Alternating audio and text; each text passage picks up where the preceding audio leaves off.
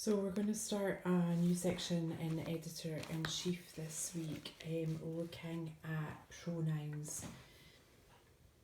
You know, I guess it's the same with any of the grammar and punctuation rules.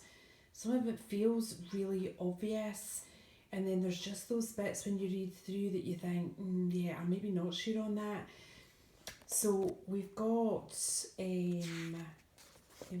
is on page 60, 61, 62, 63, 64, 65.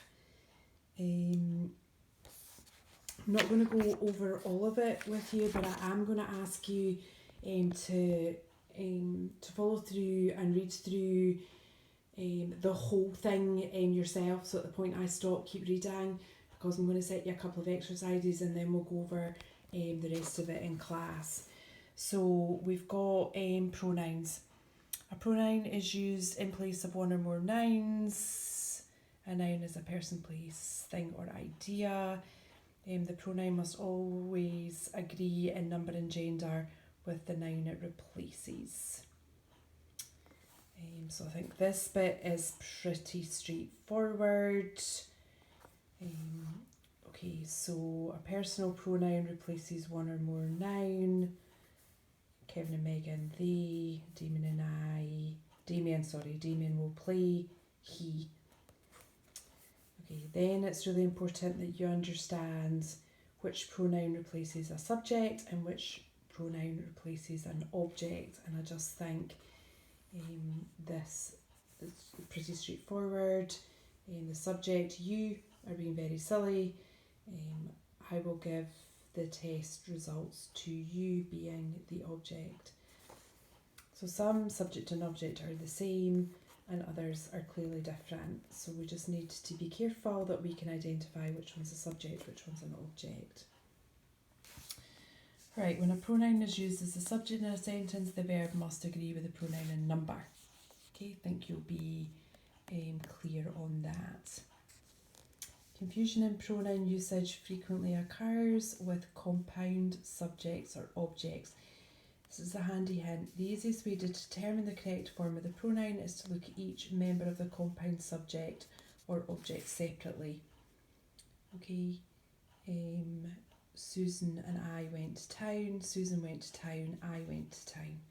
So you wouldn't say Susan and me went to town. You would, so that's just I think that is a helpful way of sorting this out.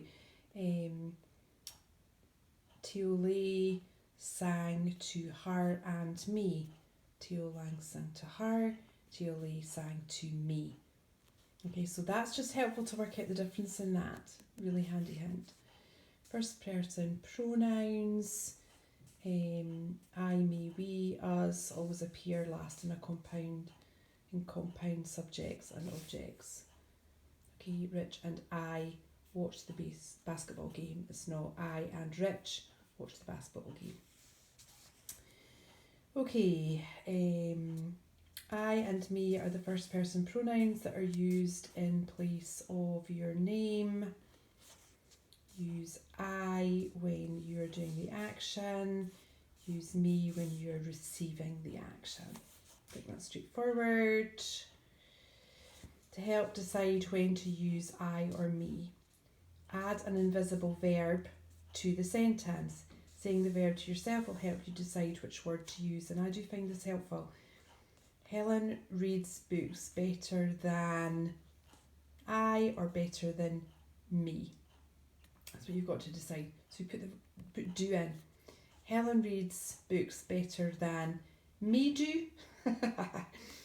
Or Helen reads books better than I do. So when you do that, it's really clear. Okay. Leave out the noun or pronoun. When in doubt, leave one out. Okay, leave out Victoria and then say the sentence to yourself. The turtle snapped at Victoria and is it I or me?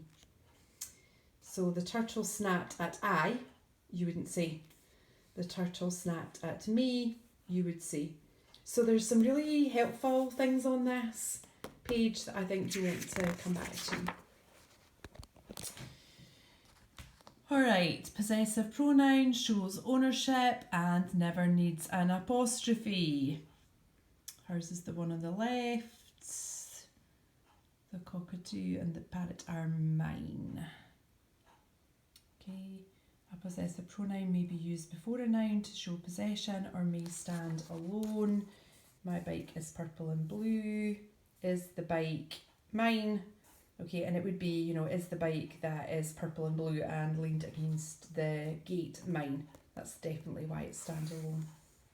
Okay, just check through here, make sure you're fine with this. Just a bit of that summary.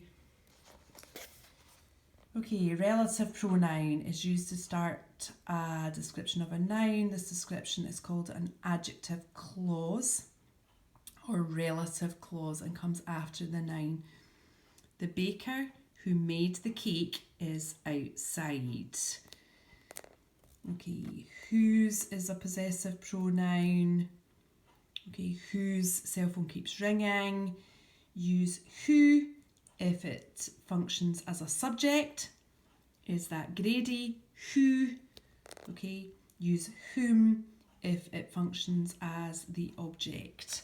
He likes the neighbour whom he just met. Okay, and again, just I'm not going to read this through to you, but go ahead and read this through because it's just a very helpful hint, okay, as to make your decision. Okay, so read this section through and then I want you to continue just reading, making sure that you're understanding these pages, and then we will go over these pages in class. And then you've got these two again to work through and see if you can find the errors. Remember, you can be flicking back and using these hints